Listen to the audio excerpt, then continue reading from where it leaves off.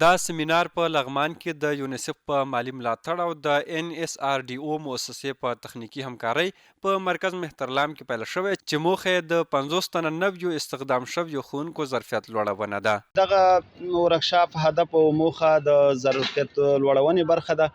هغه استادان چې په دې برنامه کې نوې تقرر او استخدام شوی دي، نو اوس دغه برنامه د دې لپاره ورته ترتیب شوی ده چې دوی ظرفیت لوړونه وشي، دوی وکولی شي چې په آینده کې هغه ستونزې چې دوی په درسونو کې لري هغه ستونزې د منځه وشي او دوی په ښه شان باندې خپلو شاګردانو ته هغه تدریس وکړي.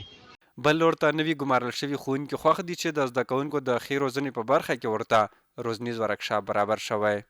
موږ له امارت مسؤلینو او د یادې مؤسسې له مشرانو نه مننه کوو چې موږ ته د کار کولو زمینه برابره کړله، هم د کار کولو زمینه زموږ برابره شوله او هم موږ ته هلته د 9 ورځې ټریننګ راکړل کېږي چې شپږ اووه ورځې د ماشوم د ودې په باره کې د مثلا چې هغې ته موږ تدریس کوو او 2 ورځې یو د رواني ملاتړ په نامه ده او یو د ماشوم ساتنې په نامه ده. په ورته وخت کې د NSORD مؤسسې استازي یاد سیمینار د ښوونکو د ظرفیت لوړونې او د زده کوونکو د ښې روزنې لپاره ګټور وباله. NSRDO مؤسسه دغه پیلن په لغمان ولایت کې د زلزله ځپلو لپاره ټیلیس په نوم برنامه لري چې په دې کې 50 ټولګي موږ په لغمان ولایت کې لرو. پیلن د استادانو لپاره ټریننګونه روان دي چې دې کې د میتودولوژي ده،